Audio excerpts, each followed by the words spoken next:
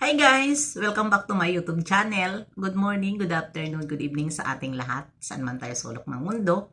Sana ay nasa mabuti tayong kalagayan at ligtas sa anuman masamang kapahamakan. At bago ang lahat, shoutout muna tayo sa founder ng Kalingap, Kuya Val Santos Matubang at Edna Vlogs, Kalingap Rob, syempre kay Jack Matubang. At sa lahat ng mga sponsor na walang sawa tumulong sa mga nangangailangan, more blessing to come. At syempre, shoutout sa Strikers team. Andyan si Magalo Mix Vlog, Maria Ligaspi Vlog, Hayat's Mix Vlog, Pexi Lixi, Cell TVP at Selena Barbosa at syempre ang yung tagapagdaldal Banat Bagsik. Ayan, at syempre shoutout kay Aton at Tita Lydia Langgatinten Tumindel, Sis Charma Migalabi shoutout, at sa lahat-lahat dyan, oy, si Danny Migalabi shoutout sa'yo, Danny. Ayan, at syempre kay Sis Mel Babor. Ayan. Ano ngayon ang ating topic? Andyan sa ating thumbnail, walang iba kundi ang ating Papa Eds. Sasagutin lang natin itong mga nanggugulo ngayon, at alam na natin kung saan ito sila tutumpukan doon sa mga anti-kalingap. At hindi na natin ito dito pangalanan at para hindi na puntahan, at sa lahat ng mga viewer ng Kalingap ay wag nyo na ito po puntahan. At ito ang masasagot natin, na ayan, sa kanyang comment dyan ay wala na daw nahanap si Kalingap Ido na iba.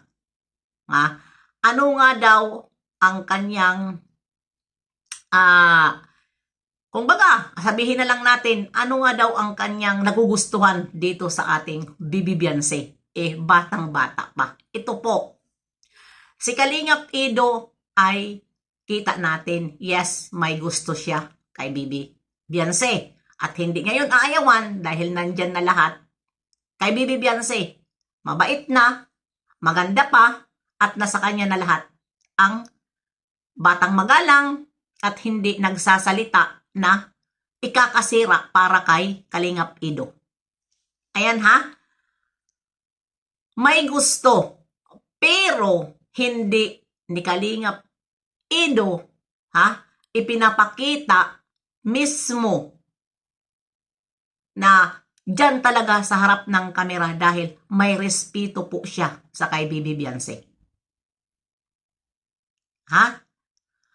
Sa hinahanap mo, bakit sinasabi mo na batang-bata pa si Bibi Beyonce? Alam po yon ni Kalingap Ido na si Bibi Beyonce ay bata pa. Kaya nga lagi nga sinasabi nahihintayin kita sa tamang panahon. Di ba? Hihintayin kita sa tamang panahon. Hindi mo ba gets yung sinabi ni Kalingap Ido?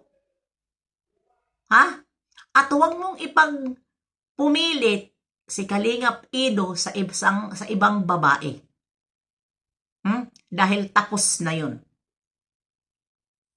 Tapos na yun. Kung sino man ang iniidolo nyo, maghanap na lang kayo ng ipapartner niya at huwag nyong guluhin ang aming Papa Eds at ang aming Bibi Beyonce dahil hindi nangingialam sa inyo.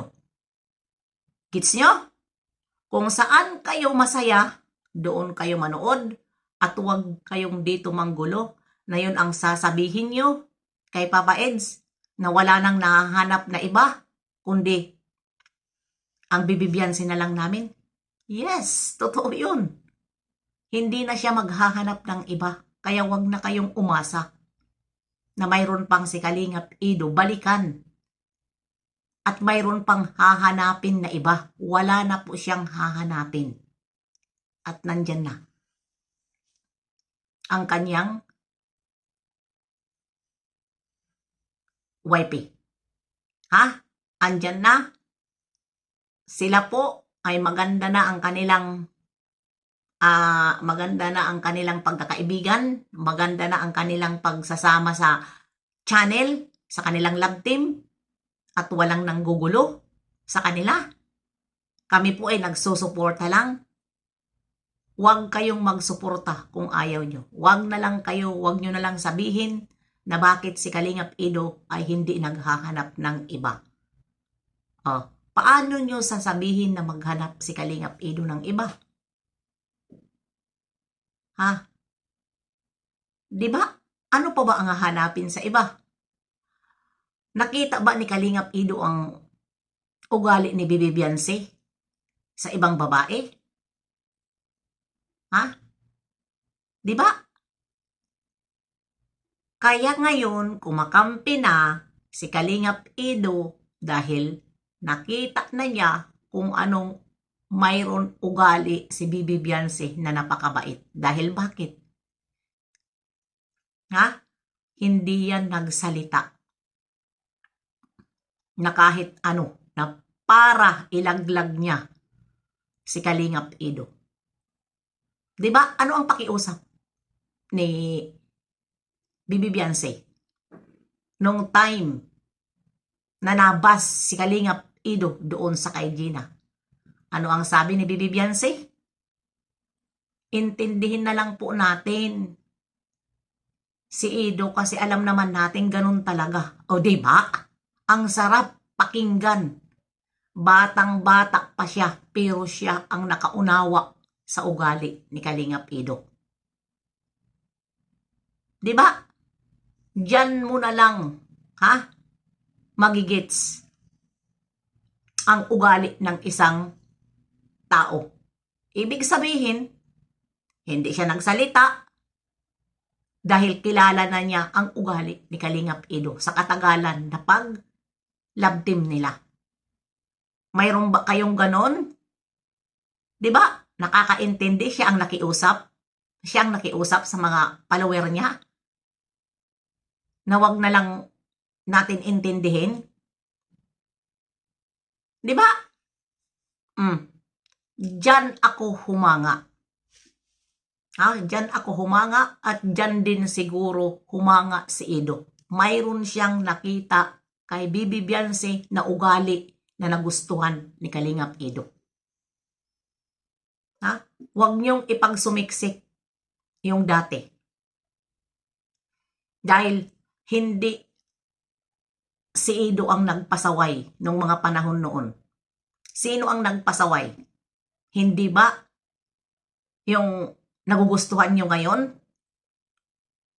Na yan ang maging ni Kalingap Edo? Hindi si Kalingap Edo ang nagpasaway. Yung nagugustuhan nyo ngayon na babae na hindi kontento sa kay Edo dahil nakakita siya ng malaking isda. Ang hirap talaga ng babaeng mukhang pera. Diba? Ikaw ngayon, ang isang lalaki kahit walang pera kung mahal mo, hindi mo siya ipagpapalit sa pera. Yun lang yun. Diba? Anong nangyari sa Earth nung panahon na yun? Naging matamlay siya, nagpaalam, tapos ngayon, guguluhin nyo ang Bibi Beyonce namin? Kung ano-ano ang sasabihin nyo dyan sa inyong mga live? Nakikita ko. Pero, nag-iingay kayo ngayon dahil laos na kayo. Naglalaos na kayo, nalalagas na kayo, pati na ang yung mga buhok lagas na. Kaya ganon, di ba? Tawanan na lang kayo ni Kalingap Edo kahit anong sabihin nyo. Huwag nyong ipagsumiksik yung dati niyang kalab team. At never na yan balikan. Nakita na niya kay Bibi Beyonce ang wala sa kanya. Nandito na kay Bibi Beyonce lahat. Diba? Hintay na lang yan si Kalingap Edo sa tamang panahon. Kaya sasabihin nyo, nining-nini. Yes, nire-respeto at alam ni Kalingap Edo na bata pa.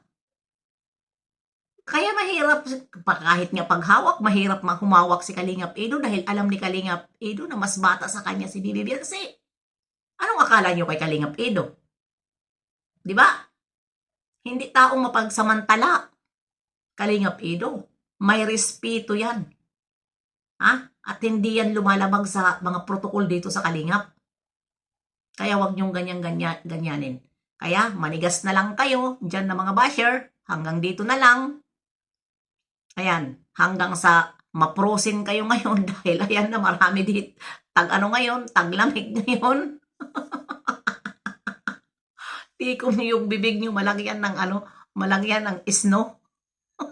Kasi nag-i-isno ngayon ang mga ibang bansa.